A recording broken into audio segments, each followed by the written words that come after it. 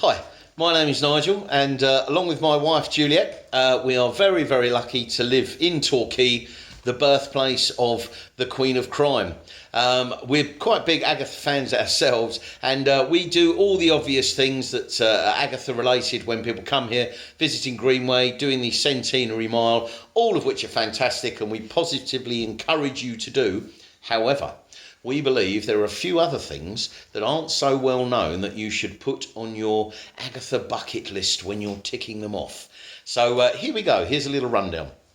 Number one, Ashfield, which I'm sure you all know, is the birthplace of Agatha and where the Miller family had their home.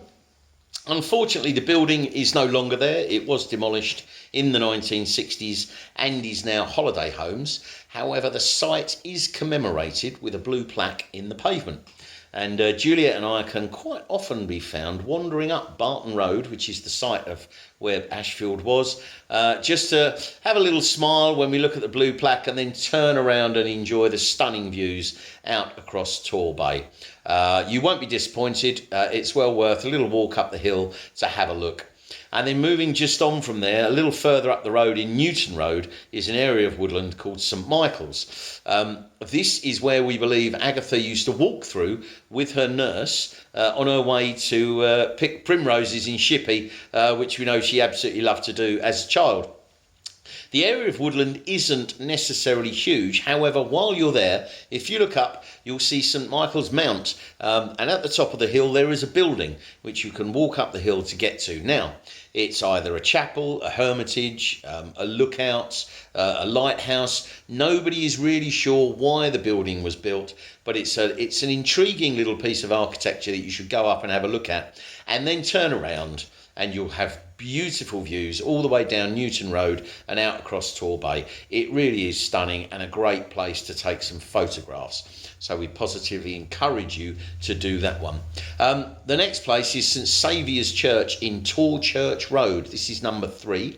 This is the church where Madge, Agatha's sister, got married, and Agatha was indeed bridesmaid.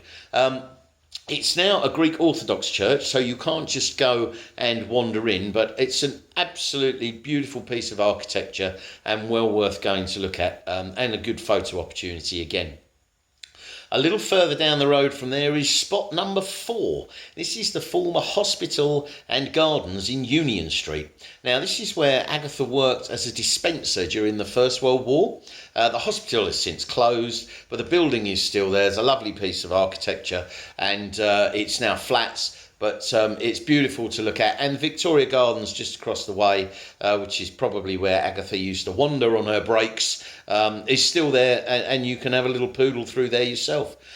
Going back to all things ecclesiastical, All Saints Church in Banfield Road is number 5. We know that Agatha's father contributed quite substantially towards the costs for building this church in 1890.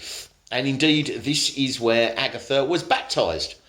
So it's well worth going in there. It's absolutely beautiful inside, and there's some marvellous, marvellous stained glass. Well worth going to have a look at. And hopefully you'll just be able to walk in there and see that. But if not, you'll need to make an appointment if we're still under the pandemic. Moving on, number 6. This really is a little known one. This is a former chemist shop in Union Street where Agatha trained with Mr. P, the chemist, and learnt how to dispense medicines.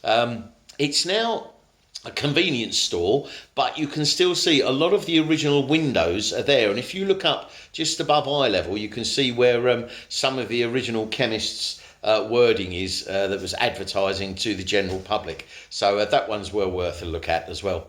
Number 7, the Potent Plant Collection at Torre Abbey. This was a collection specifically put together by the Abbey to include an example of every kind of plant-based poison that Agatha used in her books. It's outside in the gardens, and it's a lovely little collection to go and look at. And it's right by the greenhouse, the glass house, I beg your pardon, where they have all the tropical trees and bits and bobs in there. It's if you haven't been to Torre Abbey, it is well worth a visit in itself, not just only to see the potent plant collection. And moving on to the final place, number 8, Torre Vicarage, which Juliet and I are lucky enough to call our home. It's no longer a vicarage. We now run it as a bed and breakfast. It has been a hotel of sorts for at least 30 years, we believe. When it was Torre Vicarage, and the resident vicar at the time, Harry Petty, was a close family friend of the Miller family, and Agatha used to come and visit for afternoon tea with her family as a child. As she grew into adulthood, she maintained that relationship with the Reverend Petty, and she indeed consulted with him quite regularly on all the ecclesiastical matters to make sure she got them right in her novels. And we were also extremely pleased and very surprised to find out that she used our home as the template for the vicarage in the first Marple novel, Murder at the Vicarage. That certainly brought a tear to my wife's eye and a big smile to my face, so that we know now every day we are walking in Agatha's footsteps. So there you go. That's what we think. There's 8 other extra little things you can do on a visit to Torquay when investigating all things Agatha. I hope you've enjoyed listening, and hopefully we'll see you if you do come and decide to do all things Agatha in Torquay. Just come and knock on the door and come and say hello, and you too can walk in Agatha's footsteps. Okay, take care. Bye-bye.